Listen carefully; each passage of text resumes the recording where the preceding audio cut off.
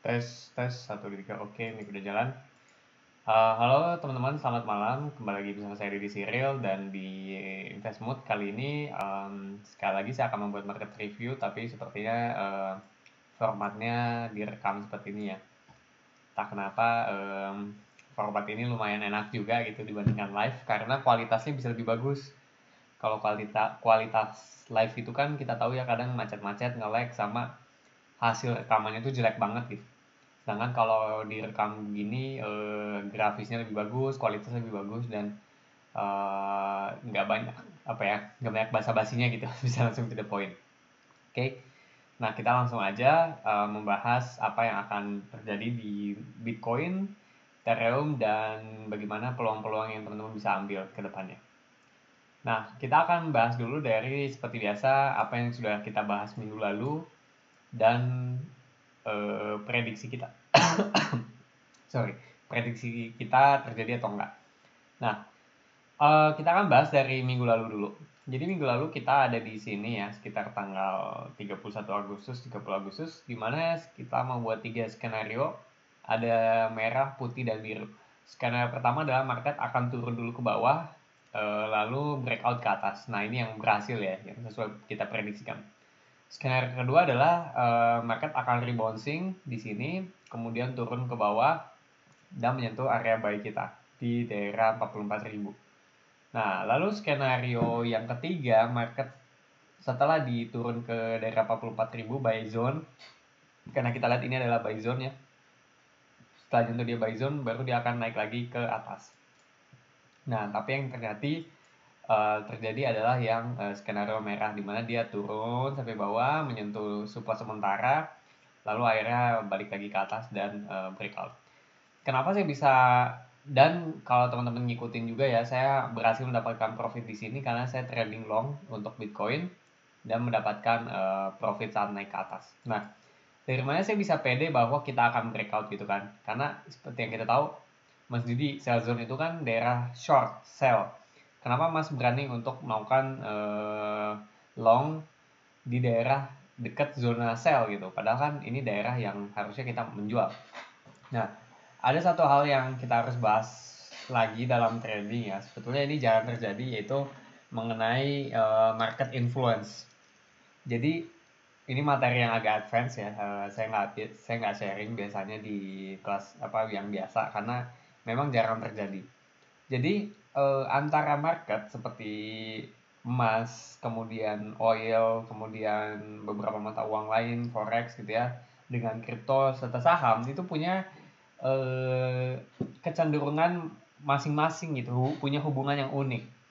Nah, kalau di kripto yang hubungannya unik itu biasanya adalah Bitcoin, altcoin, dan Ethereum. Jadi, seperti yang kita tahu ya, dua kripto terbesar untuk saat ini adalah Bitcoin dan Ethereum. Dan hampir semua mayoritas altcoin itu dulunya dibentuk dari Ethereum. Jadi secara teknologi, Ethereum itu kayak ibunya altcoin. Jadi semua altcoin kayak Link, Zeal gitu ya, kemudian Tezos, DeFi, XRP, semua itu dulunya dibentuk dari Ethereum gitu. Jadi sekarang udah banyak inovasi baru ya. Tapi yang jelas Ethereum itu dianggap ibunya altcoin. Jadi kenapa kita bisa lihat ada altcoin yang naiknya gede banget seperti misalkan Solana nih. Solana ini hanya dari bulan Agustus aja udah naik dari $32 ke 150, jadi hampir 5 kali lipat. Naik 5 kali lipat. Jadi kenapa banyak altcoin naik? Karena Ethereum juga grafiknya naik gitu ya. Kita lihat nih dari bulan Agustus, tanggal 2 Agustus, selama sebulan dia naiknya kencang nih Ethereum.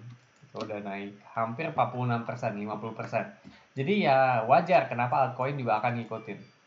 Nah, kemudian fenomena yang pengen saya bahas juga adalah kenapa saya pede bahwa Bitcoin akan naik adalah kita lihat ini resisten di 30 Agustus ini, Ethereum sudah break resistennya. Ya, kita lihat di sini. Nah, kita lihat di Bitcoin pada tanggal 30 Agustus. Nih, 30 Agustus Bitcoin masih di bawah sini. Jadi beda cerita gitu.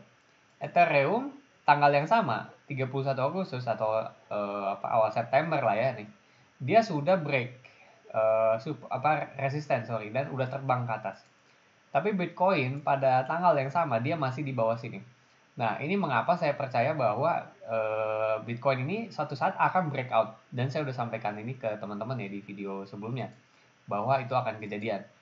Dan ya tanpa lihat hasil, teman-teman bisa lihat sendiri, kita breakout untuk BTC dan mendapatkan profit ya, untuk yang lumayan biasa, luar biasa ya. Karena saya longnya di daerah 48.000, dapat 7% dikali leverage 100, jadi dapat 700%. Ini untuk trading di Bitcoin. Nah, terus prospeknya bagaimana untuk Bitcoin saat ini dan Ethereum ke depannya? Nah, sekarang kita lihat juga setelah Ethereum naik, dia udah ibaratnya naik terus lah gitu. Sementara untuk Bitcoin ya akan natural, dia akan mengikuti geraknya Ethereum juga gitu.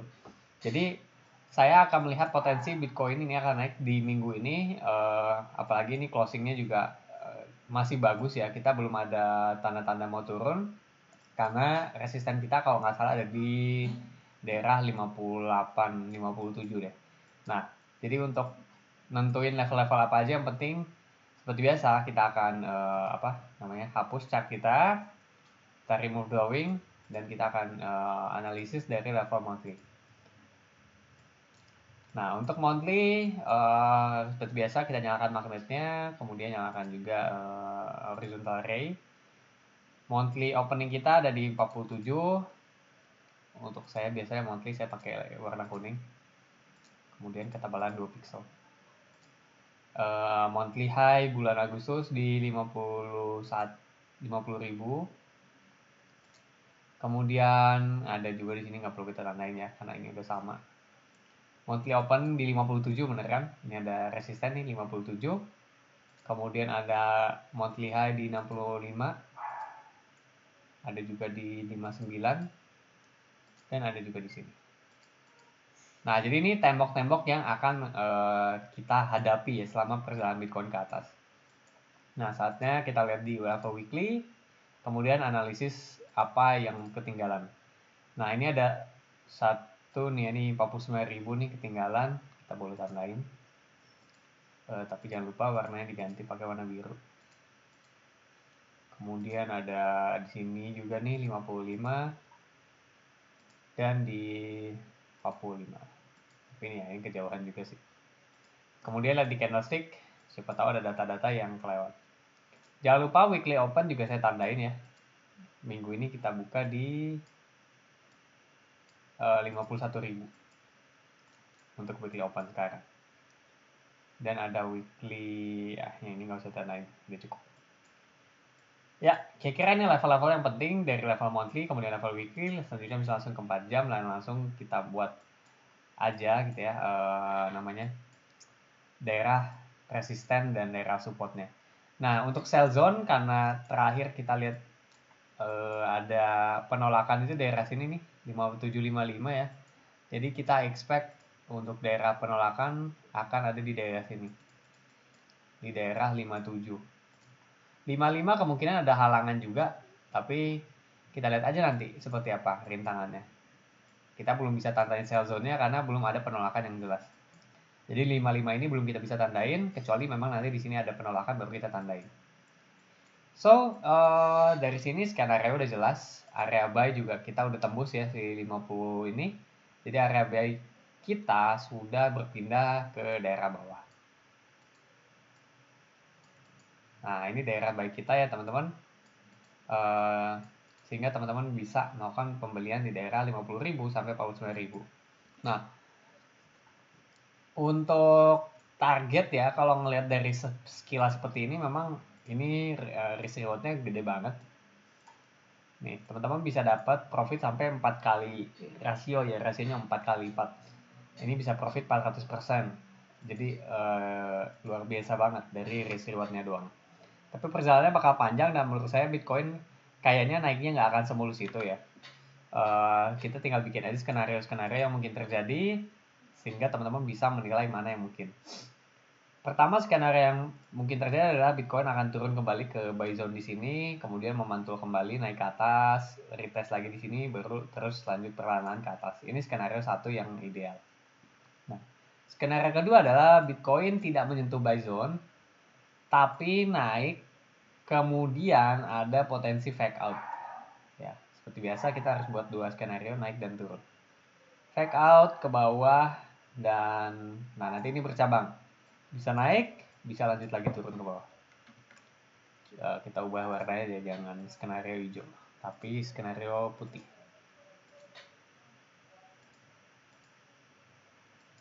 Nah, ini kita nggak perlu khawatir ya, apakah fake outnya akan beneran naik atau turun, karena itu nanti. Masalah nanti. Kita jangan mikirin terlalu jauh, tapi mikirin yang terdekat dari skenario sekarang. Yang terdekat adalah naik atau fake out, atau turun ke buy zone. Gitu.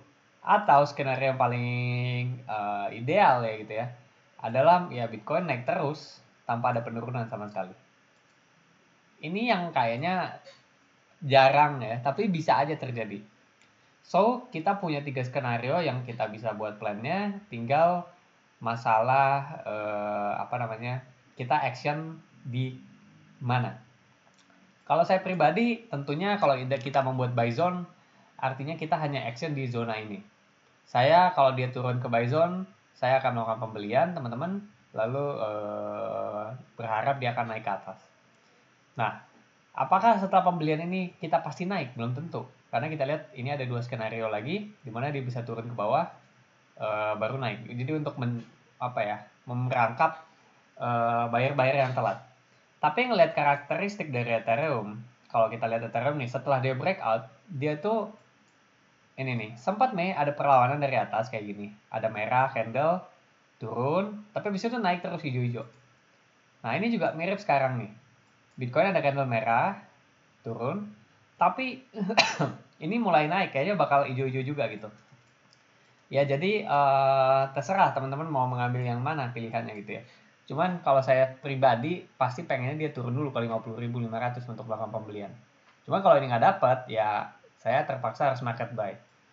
Saya akan market buy di sini kalau nanti Bitcoin itu closingnya di atas 51.800 garis biru ini. Kalau kita closing di atas 51.000, kemungkinan saya akan buy. Nah, untuk stop lossnya ini agak ribet, agak di luar aturan gitu ya. Aturan idealnya stop loss kita kan di bawah sell zone ya. Cuma karena ini kita belinya di atas sell zone sini, dan kebetulan saya tradingnya juga di 15 menit karena lagi lomba ya teman-teman. Saya lagi ada lomba, jadi tradingnya harus banyak biar bisa menang, dan ya terpaksa ada aturan yang harus kita langgar. Ini kemungkinan untuk setup saya 15 menit, saya akan buy, kemudian stop lossnya dipasang di bawah sini. Kemudian untuk target, ya nggak akan hold sampai atas juga sih, kayaknya di daerah 54 itu saya udah jual. Lihat nanti aja sih countnya gimana. Oke, kayak gitu aja sih yang mungkin saya bisa share yang untuk Bitcoin. Ya untuk Ethereum kurang lebih mirip lah ininya, cara tradingnya teman-teman ya. Tinggal ditandain aja mana zona-zonanya, kebetulan saya udah tandain juga. Ini sama ke 43. Kita ada SND nih di bawah, belum disentuh. Oh, udah disentuh. Udah disentuh ya di sini di 38. Ya tinggal masalah ini aja, Ethereum-nya naik atau turun. Kalau turun bisa lanjut ke bawah sampai 34, kalau naik bisa lanjut ke 43. Tinggal gimana kita bereaksinya aja teman-teman. Oke, kayak gitu aja sih yang paling bisa saya sharing sama teman-teman semua. Semoga market review ini bisa memberikan ilmu baru dan cara pikir baru, serta memberikan panduan bagaimana caranya praktek di setiap minggunya gitu ya teman-teman. Oke, sampai jumpa lagi di minggu depan, dan buat teman-teman yang market review premium, tentunya saya akan update terus ya posisi-posisi saya dan update-update mengenai skenario ini. Oke, buat teman-teman yang market review premium bisa tunggu nanti di Discord. Buat teman-teman yang pengen bergabung dengan premium, itu mudah banget, biayanya juga sangat terjangkau, hanya 150.000 per bulan aja kita udah bisa dapetin konten-konten premiumnya. Tapi nggak memaksa ya teman-teman, karena market review biasa juga udah bagus gitu. Oke, sampai jumpa di minggu depan.